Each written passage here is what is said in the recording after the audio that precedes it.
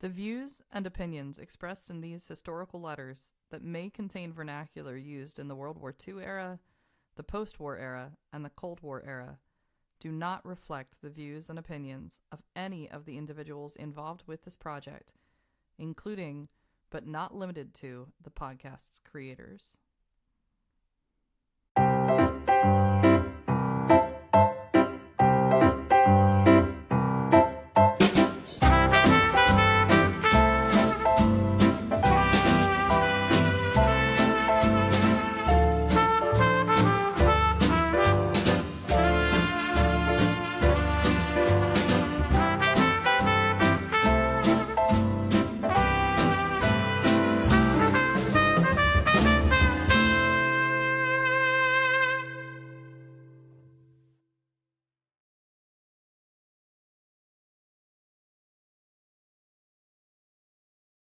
Morning, Jamie. Good morning, Allison. How are you doing this morning? Oh, Alley Cat. Mm-hmm. I'm doing so good. Because these letters today, there's a few things that we've been wanting to get to and things that I've been wanting to get to, and that's going to be happening today. Mm-hmm. And so I'm very excited. I was reading these last night. I even texted Allison. I'm like, I'm so excited for today because it's going to be a good episode. So I'm super, super good. We've had some storms. Yeah. And I think this is at the time when we're dealing with a lot of wildfire smoke in our part of the country. And so like I'm suffering like with my throat. I know Allison said that she was also having some problems. So it's kind of a crazy time. And I'm just kind of excited to sit down and like get to some things that, you know, we've been hinting at and talking about and things that we have been wanting to get to. And this episode is like a really good one. Yeah. I know I say that all the time. Yeah, but the content in this one, there's some pieces of information that's like, okay, that happened. Okay, that happened. So the big thing is Sweetie's still waiting to hear from her parents about when they're going to arrive for a vacation. That's her biggest concern, is she wants her father and mother to show up in Doylestown. We're going to get a little more about what's going on with that in today's episode.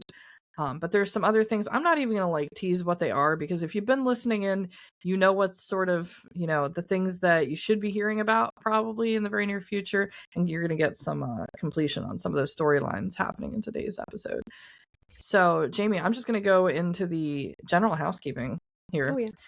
For anybody that's enjoying the Love Sweetie podcast, we really recommend and encourage you to please like, share, and subscribe. You know, get those reminders on YouTube when there's new episodes every Sunday. For any of our audio listeners and new audio listeners on the platforms like Spotify and Apple Podcasts, follow, like, download, all the stuff you do over there. Leave a review. That's very much appreciated. And then, of course, check out the website at www.lovesweetiepodcast.com. There is going to be a new photo that's going to be added to the 363 North Main Street album for this episode. So any of our audio listeners, when we talk about that photo, you can just head on over to the website, head to that particular photo album. I'll put the link in the description of the audio channel, so you can just click that and see what we're talking about. There is a phenomenal photo from the collection that's going to be shown on the screen on the YouTube side, but you can of course see it over on the website if you're listening on the audio. Jamie, we are in the middle of June of 1952 with Sweetie here, and I will just dive right into the first letter she's going to write.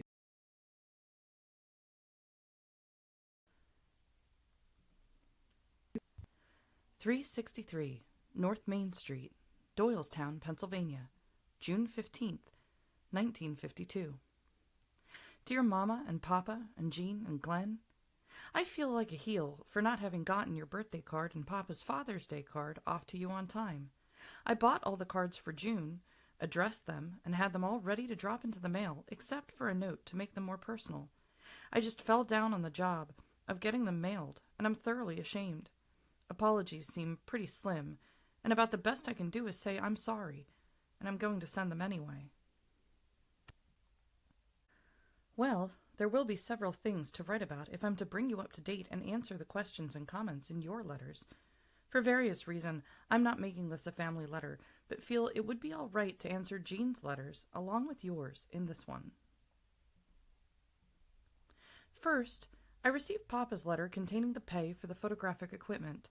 That is actually more than I'd spent for the things up to date. I'm quite sure, and so shall refund to you the difference when you arrive. However, yesterday I acquired the pièce de résistance, and feel sure, now, I've ample bait to get you to make the trip. I'm tempted, though, to hide it good and not give it to you until you've made a long enough visit to suit us, and then give it to you at the last minute. Hard as the temptation is, I'm not so mean, and so shall tell you now that it is a practically brand new, from the standpoint of hard usage, and so far as my limited knowledge extends, entirely complete and larger. The make is Federal Model 230 with an f6.3 and a Stagmat lens. The entire enlarger was made by the Federal Stamping and Engraving Company, I think. The booklet for assembly and use is also there, and I think you'll find it to be worth all I paid for it, and more, but your judgment will of course decide the proper value. I'm not going to tell you what I paid for it now, but wait to see whether you want it or not. The money you sent the other day could not, of course, cover what I'd bought previously, and include the enlarger too. I can't find the price listed on the booklet, and so don't know what the original cost would be. It will entirely eliminate the need for those enlarging easels I sent you some time ago. And if you want to take a leaf out of my book, you might sell them to Frank or Bill, and thereby cut down the cost of the enlarger for yourself. We shall see what you have to say about it. But I'm hoping you'll be pleased, and while I don't want you to know in advance what it cost, you must know that I don't buy high, though I may have on this time, just to get it for you. We got a few other things too, at 2 of yesterday's sales, but I shall not go into great detail here, as I want to comment on your letters and answer some questions for you. I'm glad myself that I got the questionnaire answered, as it had haunted me for some time. I forgot to mention in listing the churches that there is also the Christian Science Church with a greater attendance than you'd think. I asked Sally's mother if she'd like to send 3 of her 5 little kids to Bible school with Lewis. She threw up her hands in horror at the Presbyterian doctrines and teachings, and perhaps thought I was trying to purloin their interests from the science, as she calls it. I couldn't help but give her a punch or two, and told her I thought she was becoming as hidebound as the Catholics and just as narrow. Next day I let Lewis go down to play, and after some rather minor skirmish, she sent him off home, I suppose to get back at me.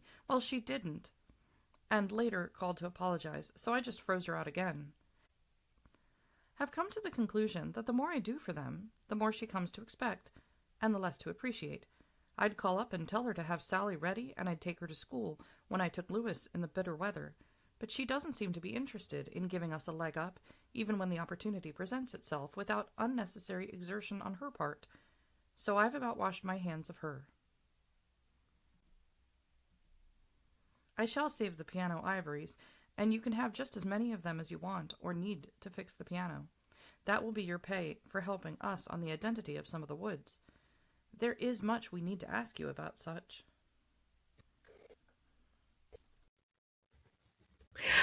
So, I just want to point out first that questionnaire that Chester made out for Sweetie, he asked about the churches, and she named a number of churches, so many. And then further on, she continued naming churches she'd forgotten.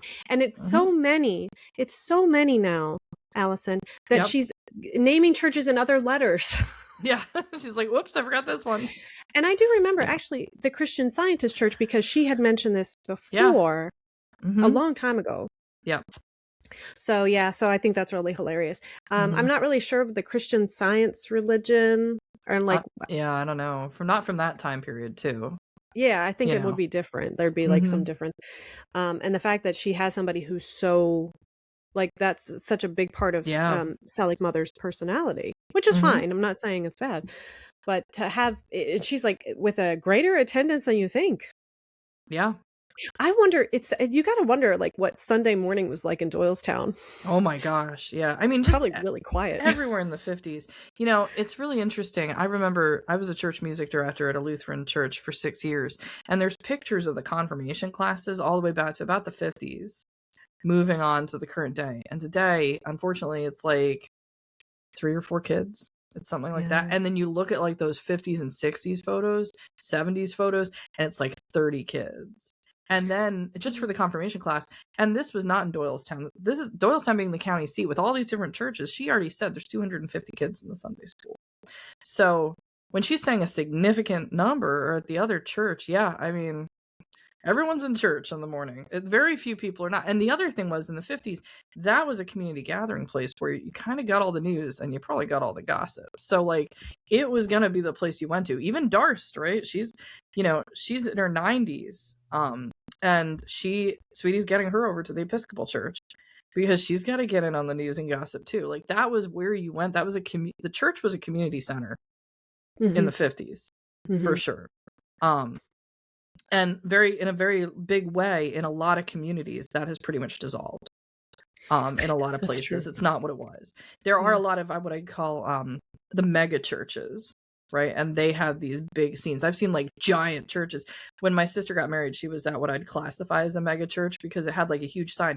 Here's Auditorium 1, Auditorium 2, Gym 1, and the coffee shop.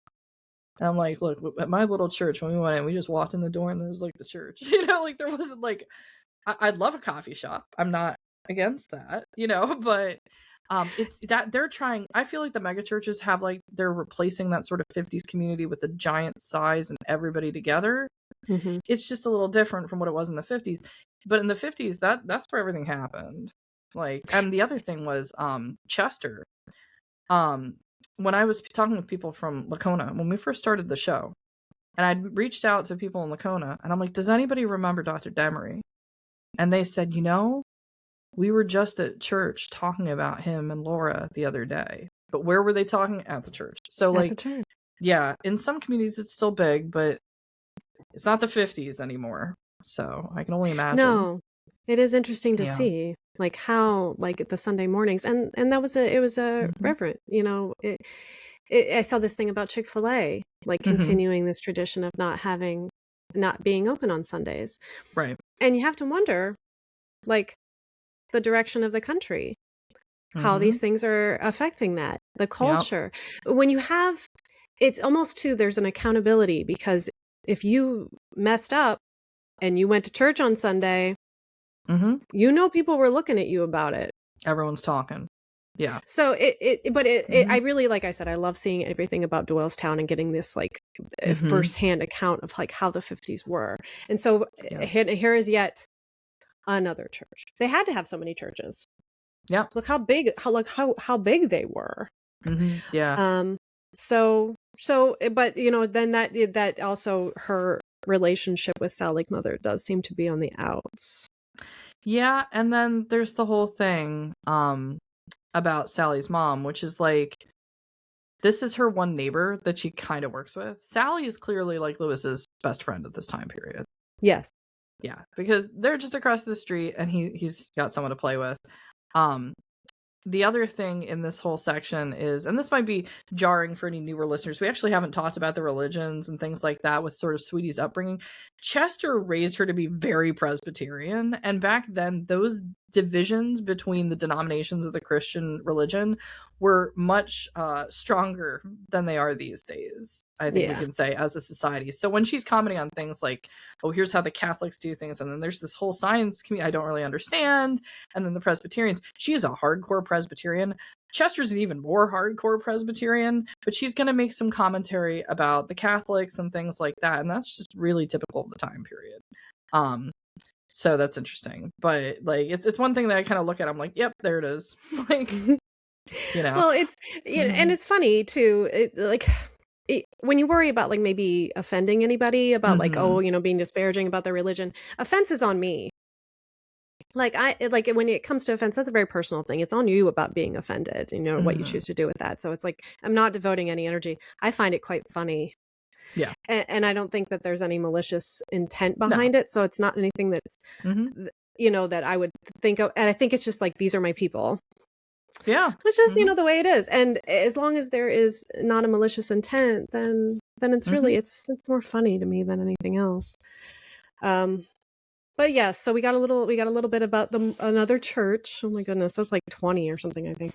But then we talked about photogenic equipment. There we go. That she's trying to go to bribe, to encourage, to bait. It's the bait. We're going to talk about fishing later. This is the bait. Hey, Chester. I'm going to reel her in. I've got this enlarger. I know you want this thing. I know you want this. You can get the other stuff to build. We can all save money. I'm not even going to tell you the details about it. I'm just going to give you this. But I got that. And then she goes, but I will. Yes. Okay, fine. It's an enlarger. But I got the guidebook about it too. That's huge. Like, you didn't just get the equipment. You got the technical manual. You know, Chester's reading this going, like, oh my gosh.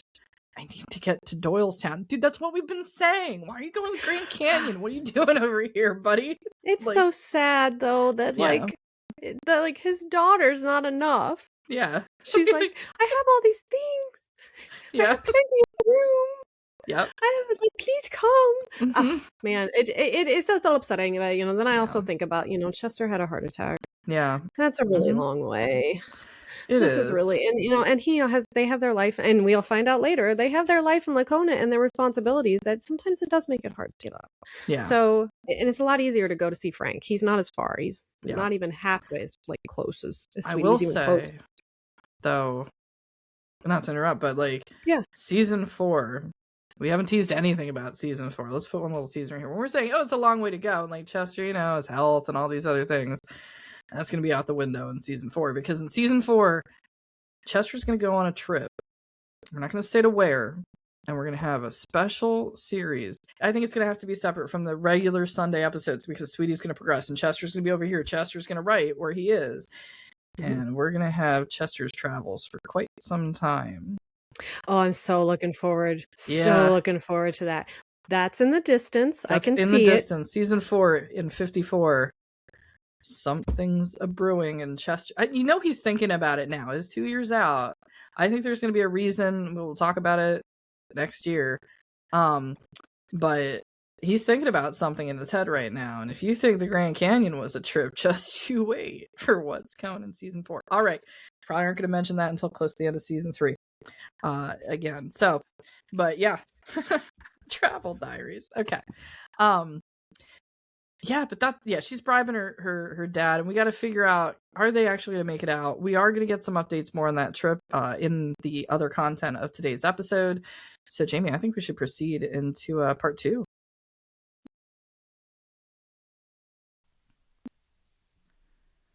I can sympathize with Mama in her concern for you on your trip west.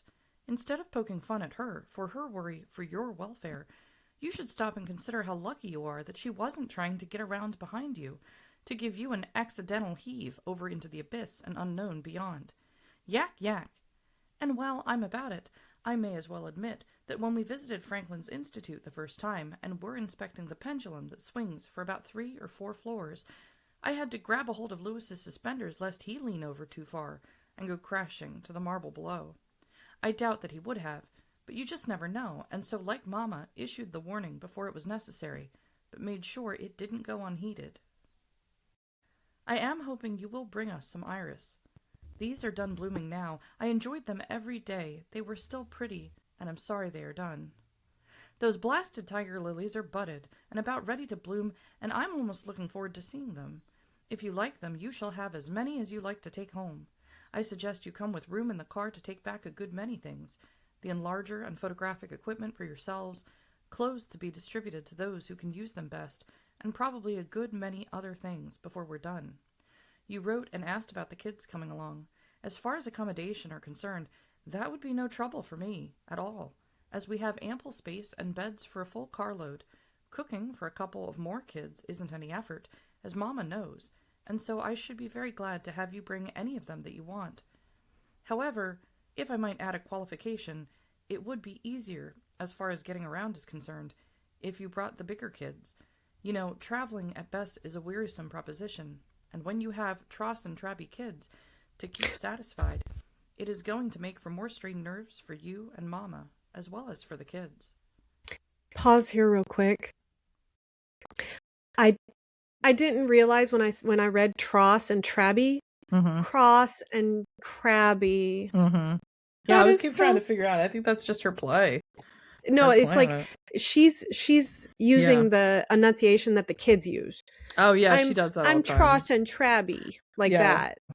No, so that's Cross and Crabby. Oh, that's so cute.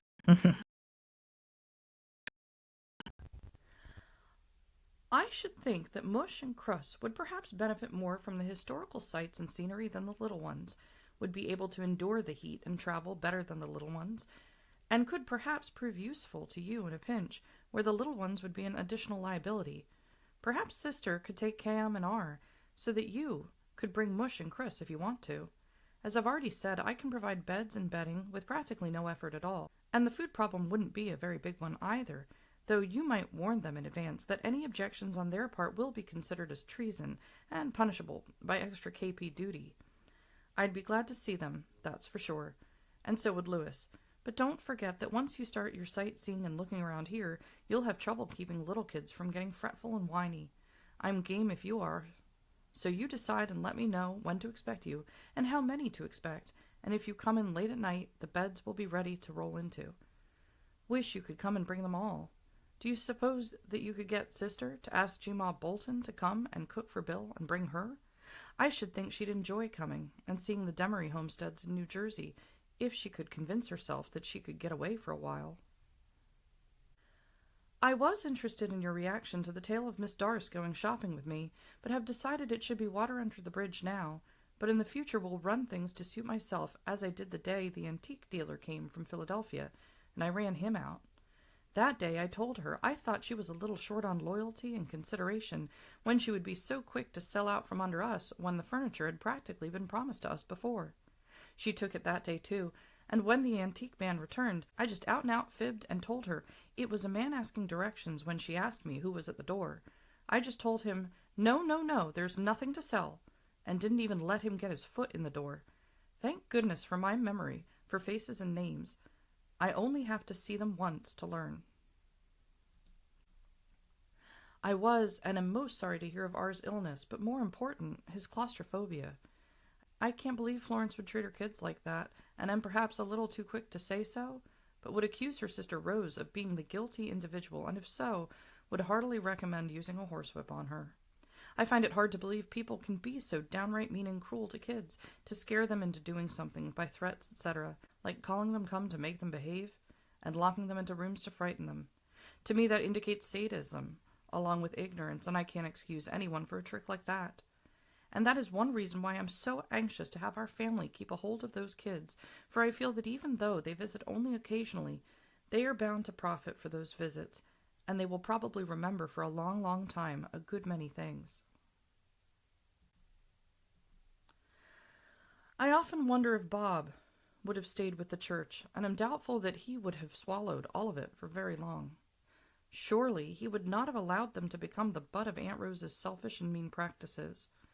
I am surprised to find Miss Darce's Episcopal Church to be as near Catholic as it is possible to be, and still not be actually Catholic, and she is pro-Catholic in a good many of her ideas too. She becomes very irritated with me that I decline to go to church with her, but will drop her off and go to my own church even if I'm late. I told her once that I would rather go to church than to Mass, and didn't care whether she liked it or not. Oh my. Yeah, there's a lot here. In this section, we start with more Chester and saying, hey, maybe you can bring the kids with you. We'll see, sweetie. That's a lot. Mush and Crus are referring to Lizzie's eldest children. So they're the nicknames. And then, of course, she's talking about maybe the younger ones can come, but she's absolutely right when she's like, that's a long trip. If you're going to bring anybody, those two probably could come out. But again, more baiting. And then we get into this section here.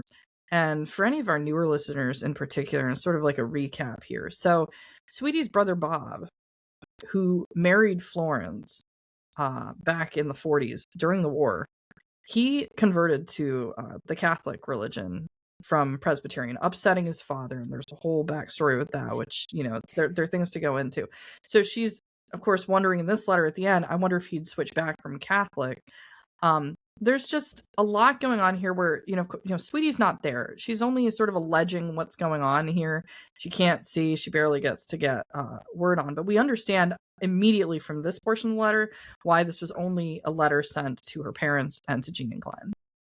That this was not a big family circular, because she's concerned, with Bob not there. Florence, we know right now, is in nursing school. And Florence, being a single mother, is going to be getting support from other family members. We know it's not frequently from the Demarees because she's not there. And it's just, in Sweetie's opinion, from what she can tell from afar, she's alleging that she does not appreciate Rose's take on how to raise children. And I think it also represents such a what's the word? A paradox, a shift from how Sweetie's raising Louis. They're all in the same age range. Little R is about the same age as Louis.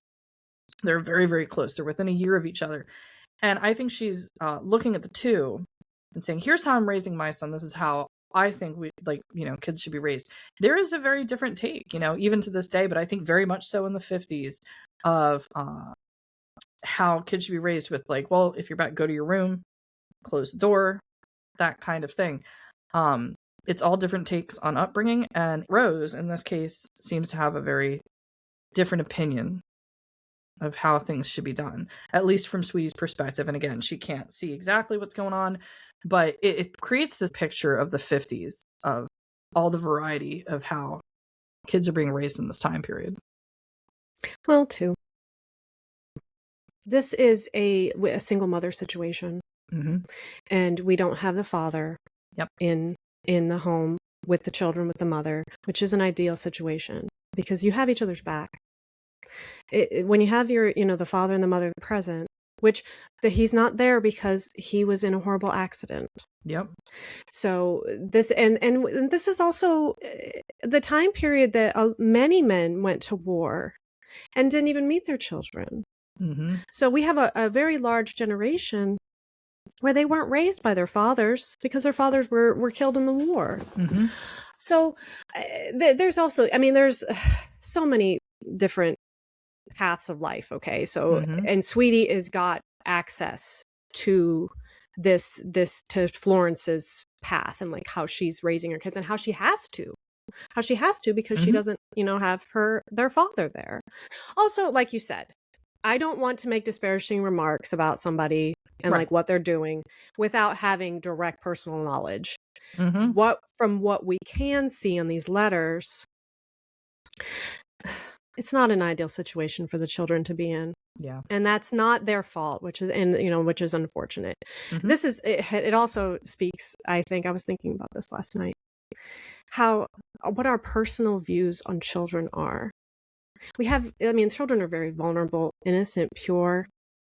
And we put these expectations on them that they can't meet because they're just not at that maturity level. I wonder how Aunt Rose, having children that are not hers, that she's trying to have to take care of, and where she's at, and how she's trying to do that.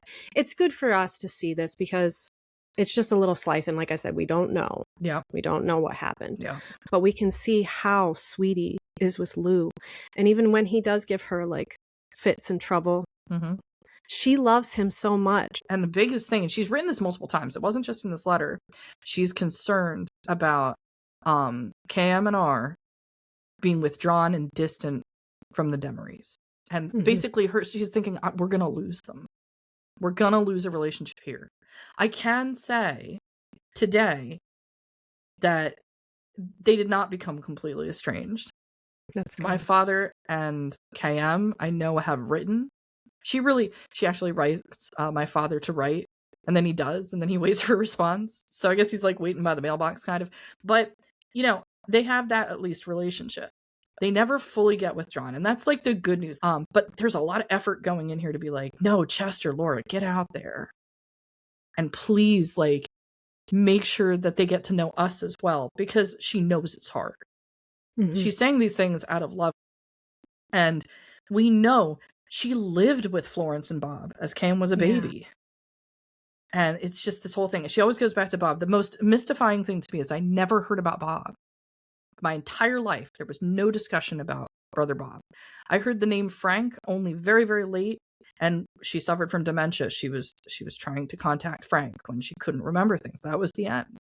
But I never heard about Bob. She never called out for Bob. So like this whole story about Bob, to me, he's just kind of like this figure that's like, finally, we're filling in the gaps of what was really going on.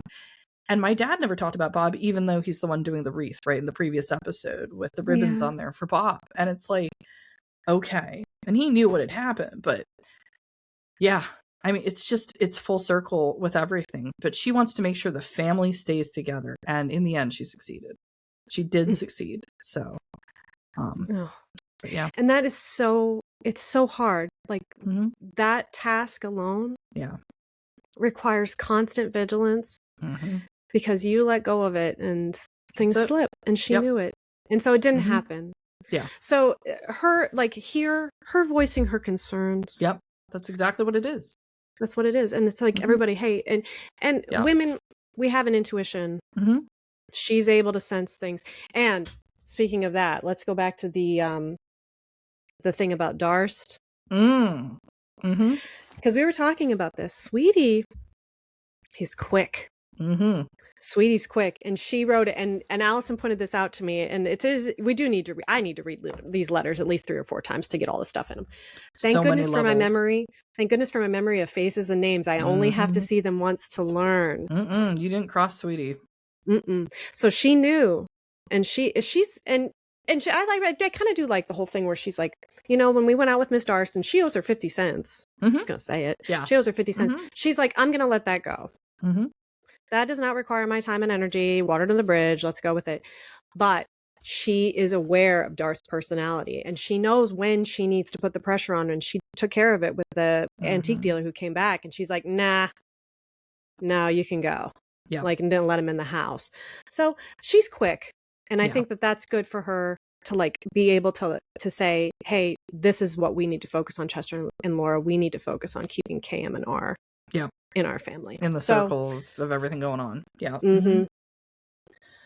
Oh man, it's rough. Yeah, there's rough. A lot there. I will say that's like the heaviest part of this episode. So if there are those of you that are just like, wow, there's a lot going on here. She's going to end this letter in the next part on a pretty humorous note here, though. So to me, one of my favorite parts of this episode.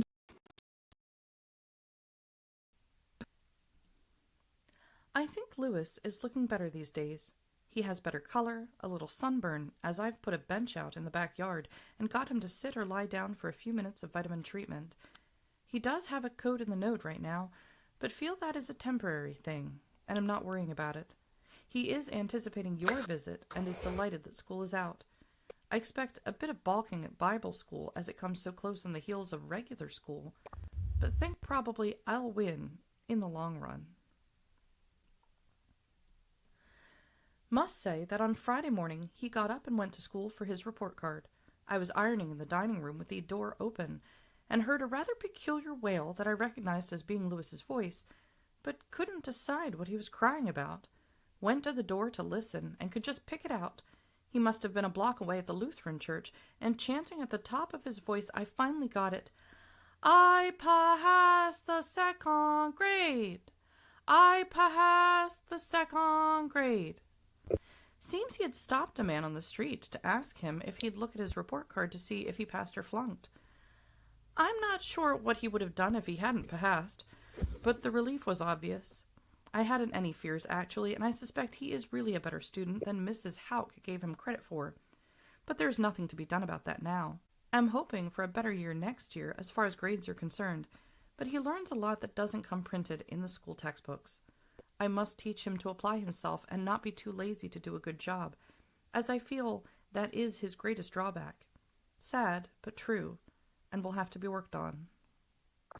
Okay, I just have to comment on this immediately. Before we get to the very end of the letter here. I have a news alert from my father, who's going to be watching this episode, about him passing the 2nd grade. Because he couldn't read his report card. And I had to double check this many, many times because I was like, am I losing it? Like, Mrs. Houck is his teacher. She just retired. This was mentioned in multiple dated letters as the summer of 1952. Louis, you did not pass the second grade. You pass the first grade. Maybe he thinks because there was like a Christmas break, it was like part 2. I don't know what happened here. I kept looking at this and I'm like, every single reference is to recent things that have happened. Mrs. Houck has retired. She was only his first grade teacher. So it is impossible that this was second grade. So there it is. Congratulations.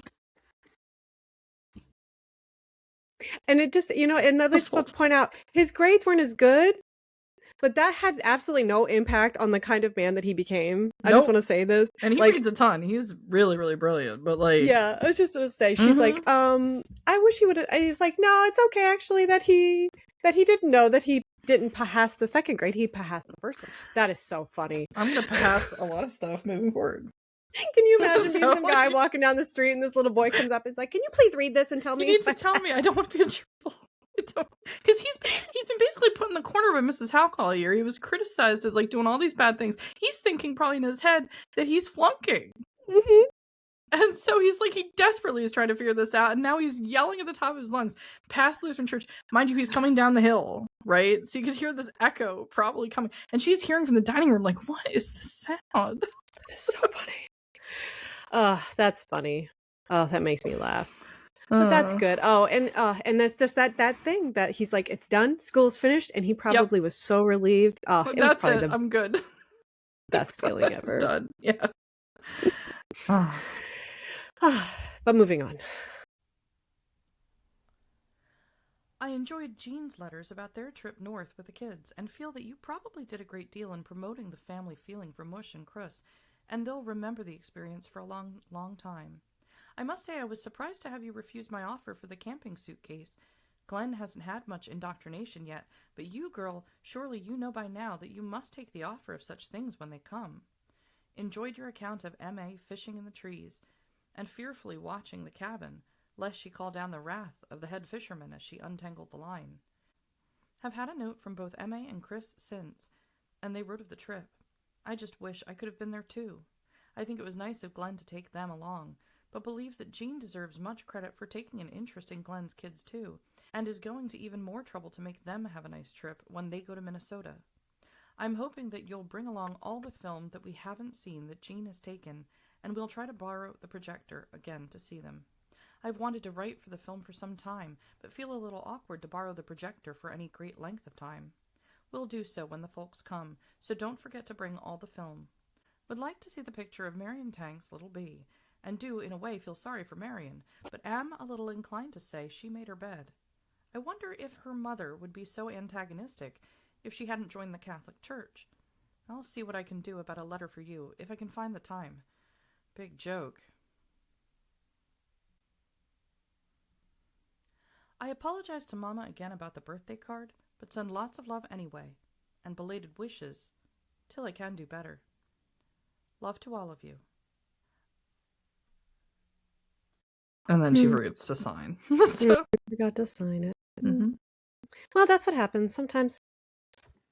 And all that always speaks to her state of mind, these little clues that we get. Mm-hmm. She's a little rushed. And I think this one she was a little bit more emotional. There was a lot in this letter. Yeah. She's excited about having her family come out. And even though it does seem like perhaps there's been some balking on Chester's part about coming out there, I think that it's something that they all want to do and that circumstances haven't allowed it yet. Yeah. Now, the next 2 sections here, we have 3 other parts of today's episode coming up. The next 2 are short, and we're gonna present them slightly out of order, but it's okay because they're in 2 different locations. People are talking about 2 different things. The first one's gonna be July 1st, and then the next one's gonna be July 18th, and then we're gonna rewind and end with Sweetie on July 10th. The reason the one on the 1st and the 18th is different is because they're Chester postcards. So Chester is just doing his own thing. It's separate from the storyline. And with regards to Chester, I wanted to put these up on the screen, but I wanted to talk about the handwriting. I think people enjoy trying to figure out Chester's handwriting. So we've got sort of like, the junior level, like the early, like easy video game level of reading Chester's handwriting on the first postcard. And then it's like the final boss fight on the second one. So like this is like a warm-up looking at the first postcard for what you're about to see when we get into the one on the 18th. So here's the image on the screen. Let me bring this up for everybody. For our audio listeners, this is going to be, I'll put the link to the specific page it's on. We'll put these on the website so you can look at them too. I really encourage that you take a look at Chester's handwriting. So this is the easy one. We've seen some of this before, but for people that missed it, I love his Love Papa with the 2 capital P's and things like that at the end. We get the date there. It's a 5. Yeah, that's good. Lacona, the L. Iowa, he always writes like that with the big loopy I. And things. Now, some of this you might be like, I have no idea what even this says. But you have to get used to reading Chester speak. So that's how that works. Yeah, I'm really glad I don't have to read these. Yeah, you get your eyes trained to his things. Now, a couple things I'm going to point out so that you can see them when we see the harder letter. 4 lines up from the bottom, right before he starts the sentence. We might go to Bill's. Look at the word requested right before it. Requested features 2 different types of E's. The first one is like a uppercase connected E, followed by the standard loop E. So when you see that throws people off, especially when you're looking at Chester's letters. Note that E, that capital E, because if you can get that E, you can read most of what else he's saying. Actually, 4 lines down, he says develop, and he uses it secondarily. So he changes his E in the same word many times in his letters. So you see the word, but expect 2 E's capital looking to develop regular E, and then the capital looking one in the word develop today. So if you start to get used to seeing that is your one key to survive some of these words coming up. But I promise you this is the easy one. So we're going to go ahead and get the narration playing here, and we'll hear what Chester's up to in the beginning of July of 1952.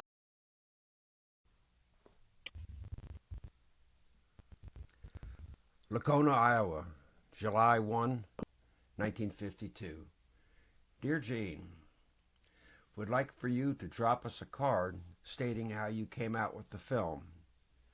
I have taken 2 pictures with the supply I got when last in Des Moines, but expect to develop today so as to determine their quality. However, don't see how we could have missed it much in taking the whole supply D had. If I don't hear from you, I'll take it that you close the deal as I requested. We might go to Bill's the 4th. You can tell Lizzie that we might go, but not to go to any trouble. I will probably write her a card myself. Love, Papa.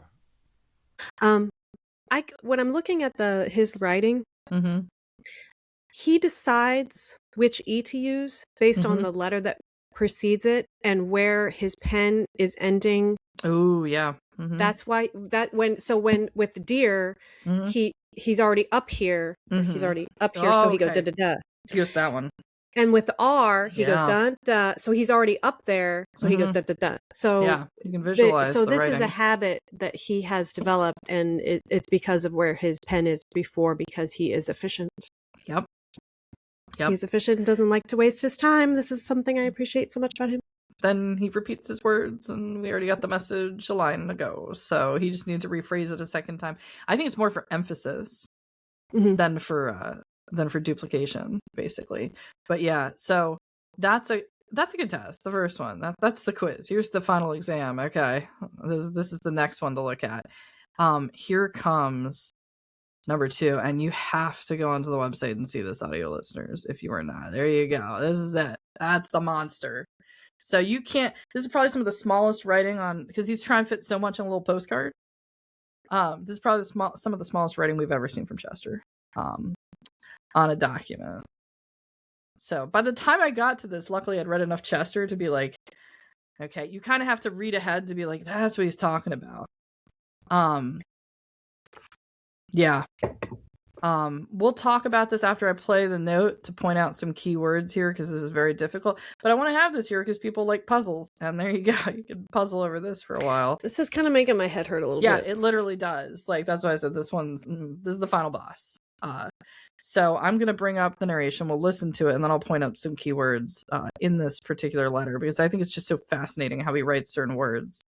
So let me go to the video. It can give you a headache staring at it. July 8, 1952. Dear Jeanne, we suppose you are back here again by the time this card reaches you, and was surprised of Lizzie's head, even more surprised that it yielded to the aureomycin and sulfa, not penicillin, if it did. Know what Lizzie said about your eye and the little white speck on the front. I suppose you had an ulcer, but she said that the doctor said it was conjunctivitis. What doctor did you go to, and what did it cost? Did he charge you much? I would think you could go to Dr. E. Walker, 3rd floor, who could see you without much delay and probably would charge you as little as the next one. Our TV is out of order, but I hope to be able to get it fixed so as to see the Democratic Convention. Think you did okay on the film deal, and I'm planning to make good use of them as soon as possible. Have already purchased some lamp bulbs and am making a kid's stool to sit on and some other apparatus to take a number of pictures that I've been planning to take. Would like to get word from you to find out about your eye, Lizzie's head, and any of all the number of things you should be able to tell about your trip, and anything else of interest you may be able to tell us. Love, Papa. Yeah, this is probably one of the most difficult in the whole collection for Chester. But that's also why we're not ending on that. We're not going to end on crazy final boss level postcard transcriptions. We're going to go into a very important letter here. We're going to rewind the clock a week because Chester's doing his own thing in Iowa. We're going to rewind the clock back to Doylestown, back to July 10th. We're right after the 4th of July here, which is why I love Jamie's outfit today. It's so pretty. It's so festive. And we're going to talk about 4th of July, 1952.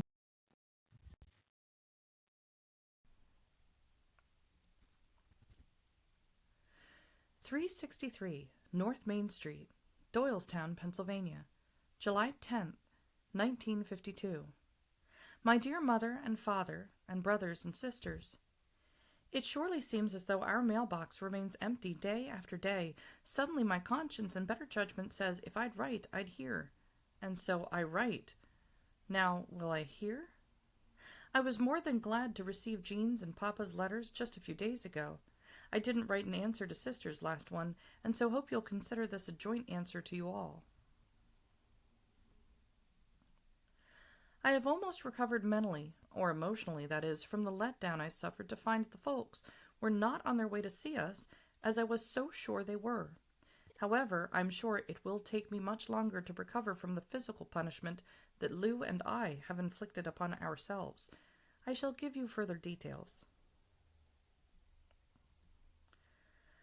Marguerite came over from New York on Thursday night of the 3rd to spend the long weekend.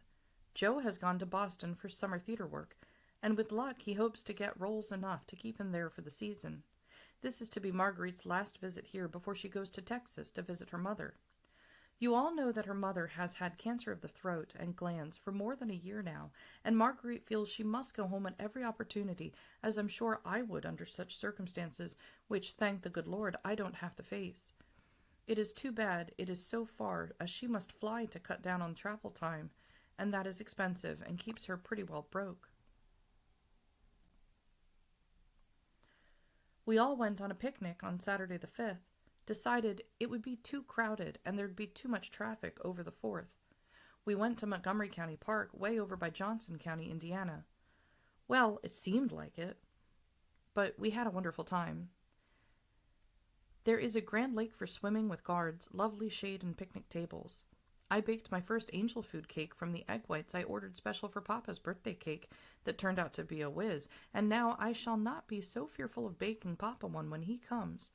We ate like hogs, lolled in the lake, and just had so much fun. I might have been a little kinder to Louis in the long run if I'd made him get out of the water a little sooner, but he protested so that I let him stay in, and he got a pretty good sunburn on his neck and shoulders. Well, so did I, for that matter, as I just couldn't risk getting out and leaving him, as there were a lot of bigger kids pushing and splashing around, and besides, he was a little too bold in seeing how far he could go out. There had been one little kid drown, and so I was cautious enough to stay close at hand. As a result, I got one shoulder burnt pretty badly myself, and still feel sore from dress seams and straps. We had both lunch and supper there, and almost had to pry the kids out of the water to start home after 6 in the evening. Oh, that is so, I do love summertime. I'm an autumn girl. Yeah. I love the fall.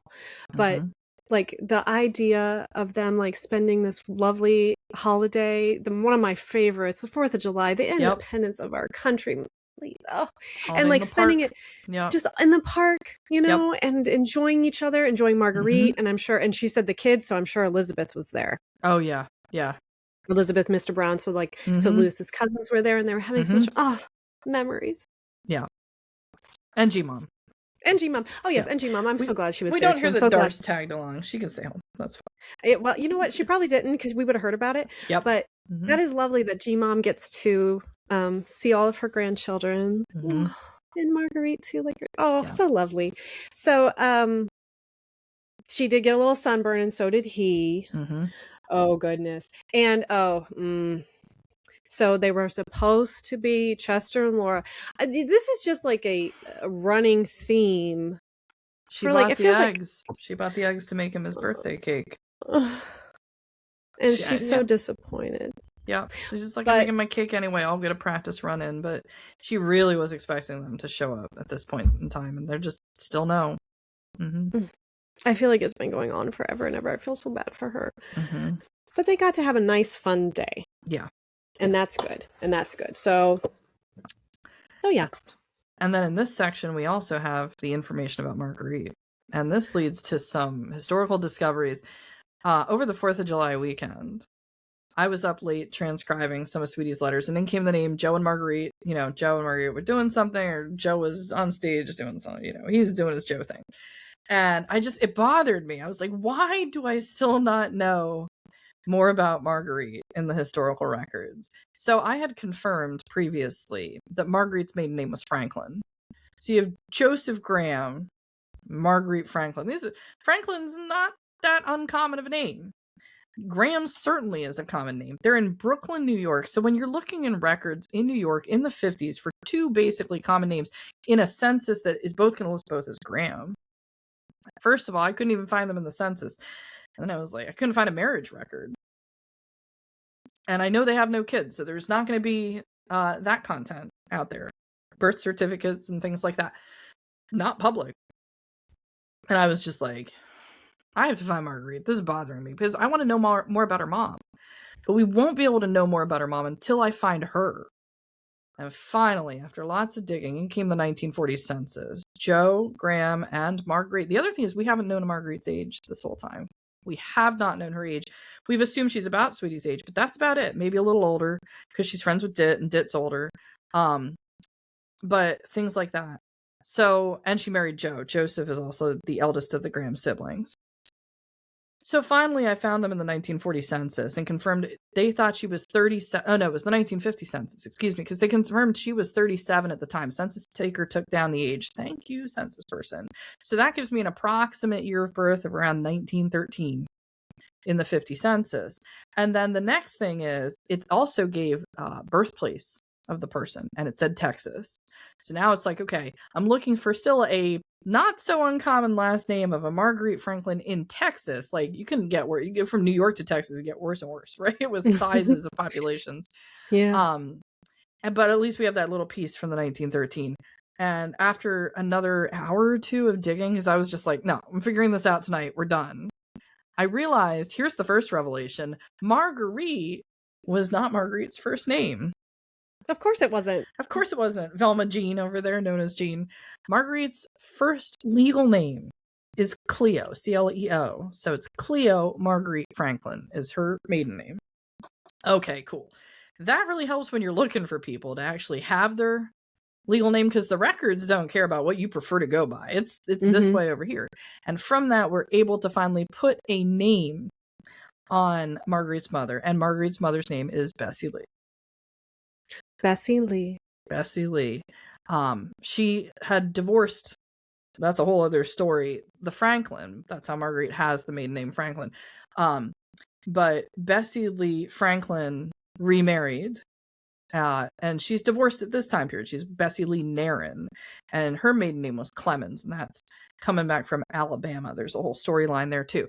But the thing to know is, she had been married to a man whose last name was Franklin, and she's divorced at this time period. So, yeah, that's basically the picture of what's going on. So, but we put finally. I love that she's a Texan and her name is Bessie Lee. There's just something great about that.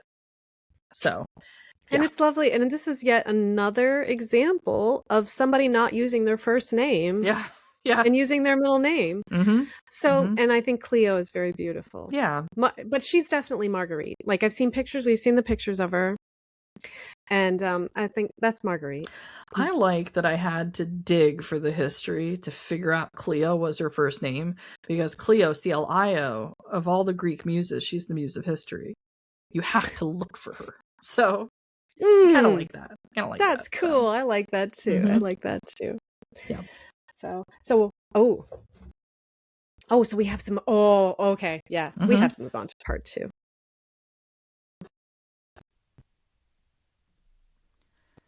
The next day or two thereafter, Lou worked on the front wall, giving it a new coat of cement, and made it look very nice, I think.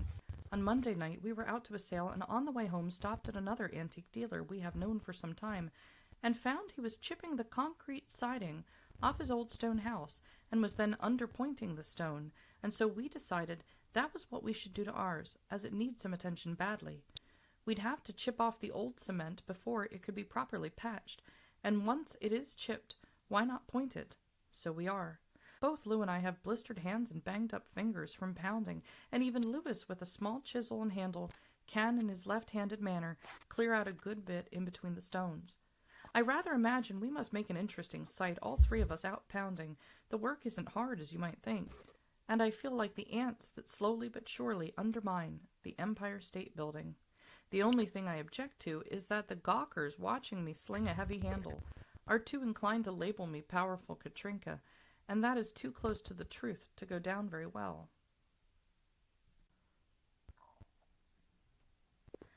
As I said to Lou, of all the characters, and truthfully, I think that fits them best.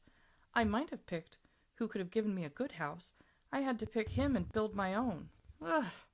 And in the same breath, when women go driving by in cars and see me up on a ladder swinging a heavy hammer, I wonder if the good Lord didn't get his patterns mixed up.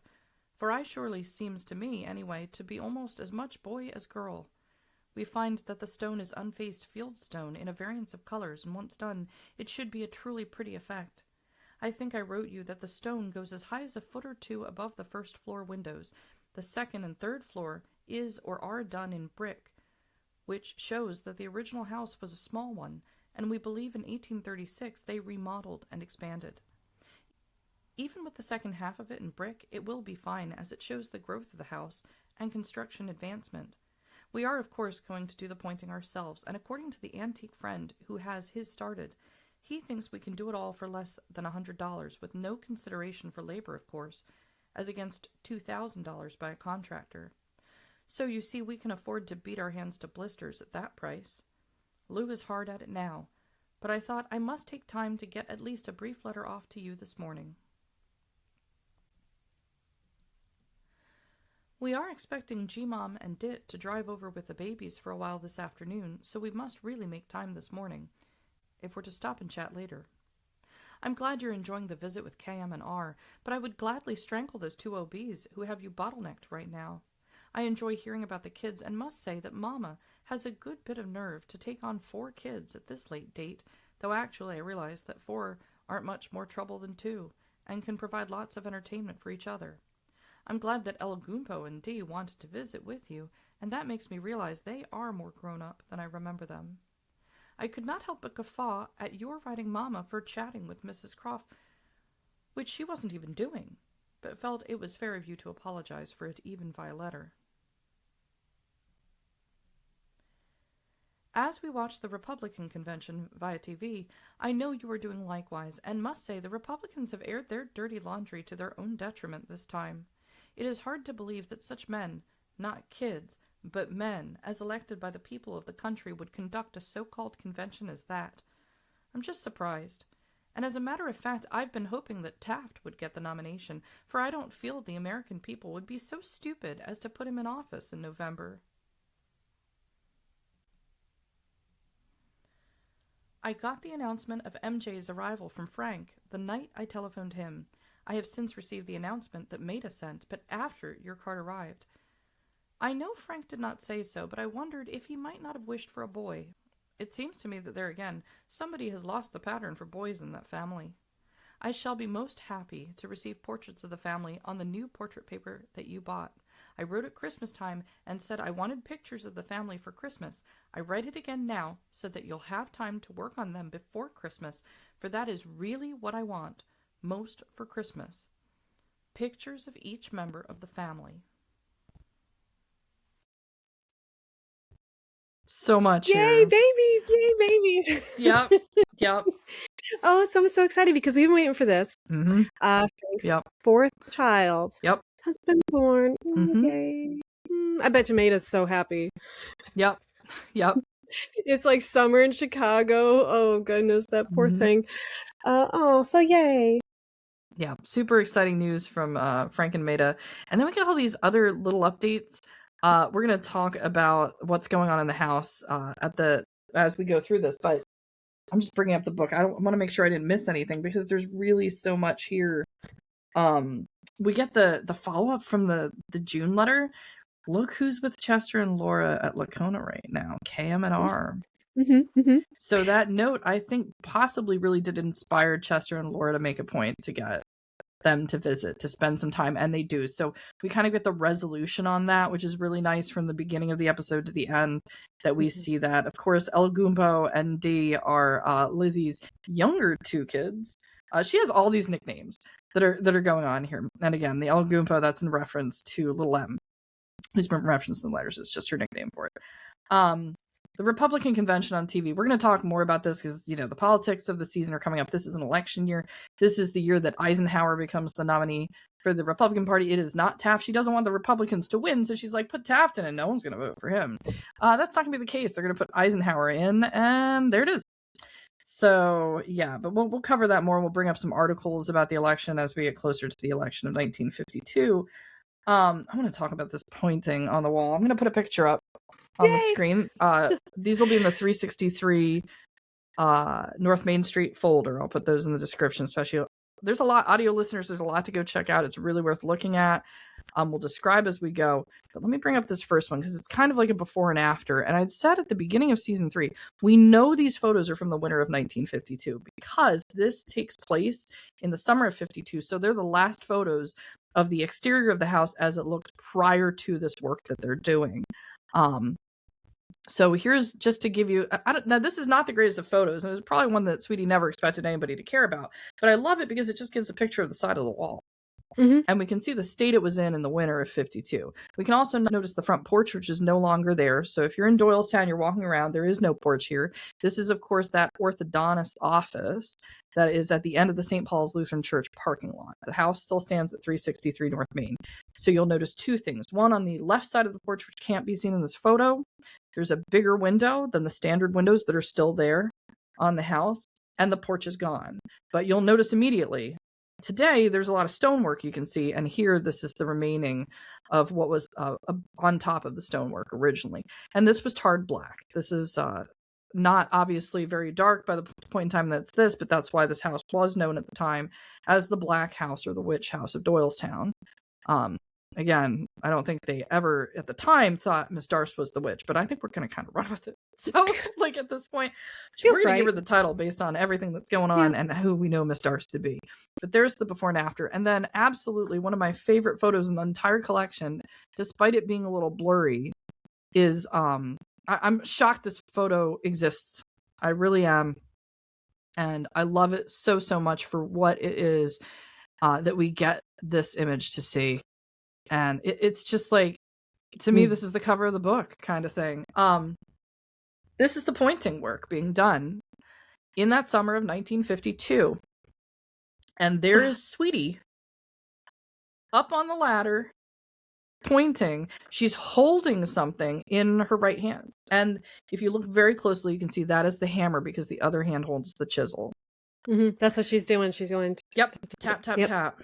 And getting all that cement work. They are going to do the entire front of the house by hand, the three of them. They're not going to hire anybody for this.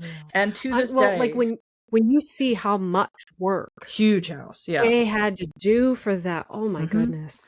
My dad thinks, because he's lived in Doylestown his whole life, outside of some career stuff that comes up, that this has never been redone because it was done so well when they did it. And you can see the fine level of detail that they put in the work for this. He has spoken with the people in the office on the first floor, and they were thinking about removing that covering from the second floor. And that's when he told them, don't do it. It's brick up there. And they probably had to wonder, how do you know it's brick on the second floor? And how did he know? Because as a 6-year-old, he took his chisel in his left hand, and in his left-handed manner, as she said, was helping with the pointing work himself. There's only 3 people that have ever really worked and done this work. And we get to, the fact that we get to see a picture of this, the small ladder, the larger ladder for Lou, of what they're doing here. And this image of Sweetie. Can you imagine the ladies of Doylestown in the 50s looking at Sweetie up on a ladder? This is not the only time in the letters we're going to hear about this, because it's a long project through the summer. In trousers, right? This is a time where we have the 50s housewife trope, right? With the dress and the dinner and the perfect hair. And remember also, here's a note, she's also very concerned, and we're here at the end of this letter, about her weight. Exhibit A. She has nothing to worry about. Nothing. No. So, but she really doesn't. But phenomenal photo. Allison showed me this photo a long time ago, and I did make a little... I know, and I'm so very sorry. I was like, oh, that picture we have of her on the side of the house, doing the point work on the side of the house, what shoes is she wearing? And you know what? You can't see them. Can't see the shoes, yeah. But I did make that little mistake before. But yes, this is something I've been waiting to see. This is such a beautiful picture of the house. Yeah. It's a great picture of her. Look how tiny. She's so itty bitty. And like the amount of work that they did. And this again, let's compare the someone doing their own family history and paying somebody to do it. Right. This is their house. Right. They took the time and effort to make it so beautiful because they cared about it, and they cared about how it looked and how it appeared. And you think, what would a contractor have done? I mean, she had to put her foot down with those roofers. Yeah. And no industrial equipment. This is like pyramid ancient days, chisel and hammer. And they do it by hand. And it's beautiful. And to this day. And like you said, you can drive past it and continue to see the work that Sweetie and Lou and Louis. Little Louis with his little chisel. Oh my goodness. 1952. This is before his birthday, so he's 6. Right? He just passed the first grade, remember? So, not the second. First grade. Not the second. Yep. And he's up there. I bet he had a little tiny stool or something. He was like, I got this, right? He's tapping along. Lou was probably like, here, this is what you do. And he was like, no problem, Dad. Yeah. Oh my God. It reminds me of their iPads. He's pointing a wall over here. So. That's so cute. You remember too, like when he was pretending to work on his wagon, like his dad was working on his car. When he could actually help with this. It was like, okay, you take this little section, just tap, tap, tap. So. Oh goodness! Wow, it's a great picture, and you're right. It is probably one of my favorites. So. But heading into part 3, we have 2 more parts of this letter to go.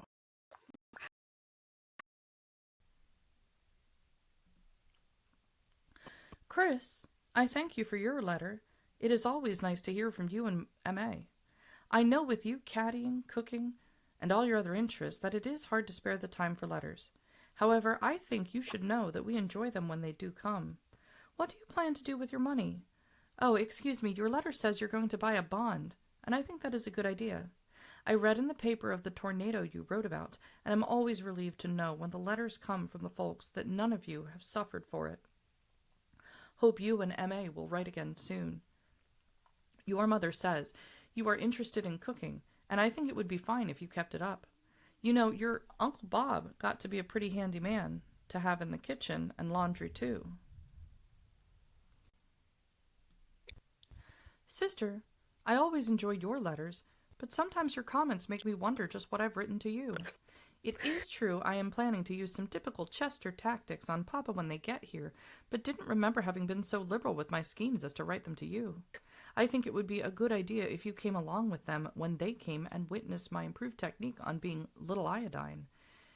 It is too bad we got our cart before the horse, and Lou has taken his leave already, as it will probably curtail our getting around to sightsee, but since that is milk spilt and lapped up, there's no good weeping for it now. Your comments on my terse verse are about to inspire verse in rebuttal, and I shall work on that idea. We met a young couple, Mr. and Mrs. Jack Cummings. He is curator of the Doylestown Historical Museum, but in this instance, I think it should be hysterical. They came to see us one evening, and we gave them the $1.50 tour of the place. He is green with envy. By the way, Papa, Mrs. Cummings is the daughter of old Dr. Stanton of Sheraton, Iowa. From what I remember, he died when she was about 20 years old. That would be 28 years ago, and she told me she was 48. She sure doesn't look it. So perhaps you don't remember him. But isn't it a coincidence that we'd both be doctors' daughters, both from Iowa, within 20 miles of each other, and both marry antiquers? That's my own word, coined from experience. And come to this staid old town before we'd ever met. What I was starting out to say is that she sent me an article through the mail that I'd asked her for, and said she liked to do things like that, even send a recipe through the mail, as it gave her something unexpected in her mailbox, and some extra entertainment, and so as she sent me the article, I had nothing to send in return, took one of the little rose notepaper that Jeanne bought for me some time ago, and wrote a terse verse to send to her. It was strictly from hunger, and so I shall not even send it to you in the hopes that something better will pass through my feeble brain. As for the strictly you mention, I felt much like the description Glenn uses when I got into my bathing suit for the picnic the other day. 5 gallons of water in a 3-gallon burlap bag. Remember, I bought that bathing suit in 1946, and a good many additional pounds has gone under the belt line since then. I looked it and felt it, and that was worse still, so I'm convincing myself that I must try to lose some weight before Mama comes and opens her mouth in horror. But when there is heavy work to do, it is additionally hard to eat lightly. What do you gotta do? I read your comments about Chris being so brown and sporting a butch haircut. Lewis has been asking me for one. I wouldn't let him get one this last time, as I thought the folks were on their way and wanted them to see him, looking as natural as possible, but promised the next one could be butch. However, for some reason he calls them monkey, and so monkey it is. Like you, I got to the point where I just couldn't stand my hair long any longer, and so got it cut, bought a home permanent, and marched myself in on Elizabeth. She is very nice about it, and often cancels other appointments to make her time available. But she isn't so precise as Jeanne, and this time she even missed a couple of curlers full that didn't get curled at all. Fortunately, it works in pretty well, and so no real damage was done. Lewis did enjoy Bible school very much. He expressed regret that it had come to an end, and it has done him ever so much good. I can see it often. The other day he told me that he had taken a flower to his Bible school teacher every day he attended. I was surprised and asked him what kind of flowers and where he'd gotten them. He said he didn't know for sure what kind they were. They weren't always the same kind, and he had just helped himself from somebody's flowers as he went. As I understood, he was pretty careful to pick from one house one day and another the next, lest he be caught or their loss become too evident. That's my boy.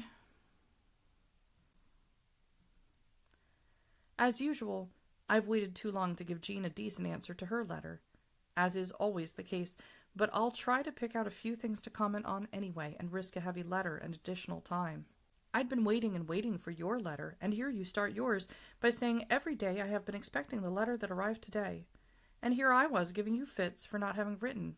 You didn't mention that Dee and Elle were homesick and wanted to come home, until this letter at least. That seems strange in a way. I know that Glenn was good to Emma and Chris to take them fishing as you did, but think you deserve special commendation for your kindnesses to Glenn's kids. I can see where you've made special effort to make them have a good time, and surely Glenn appreciates it too. How I hoped Glenn's bass had won the Paul Bunyan contest. Wouldn't it have been fun if he had? However, I don't think he's done badly at all to come in third, and so we hereby tender our congratulations. But excuse just one question. How big was the one that got away? I would like to see your poodle cut. I always look like Johnny Belinda once mine is cut, and I'm always surprised that it turns out to look as decent as it does once the permanent is given. Right now, though, I look like the dickens, as I went swimming and got it slightly wet, got caught out in the rain the other day, and get wetter, and since then have been chipping the outside wall and have a fine layer of cement dust over a heavier layer of pebbles, and I look like I'd been starched. Before I forget it, I want to tell you that the old people who put on the original layer of cement over the stones reinforced their cement by mixing in tufts of cow or horse hair, and quite often we come across a fair-sized tuft of it. Retains its color fine, and even now and then we find a wavy tuft where a cow turned around and licked. Shall be interested in Glenn's golf tournament. That boy plays almost every kind of sport well, doesn't he? I often think of him when there is a ball game on TV and wonder if he's glued to the TV in lieu of the grandstands. I shall be interested in your one-a-day plan, but you made a mistake in finishing that up with until you're satisfied. That time never comes, and a letter a day is just what I need.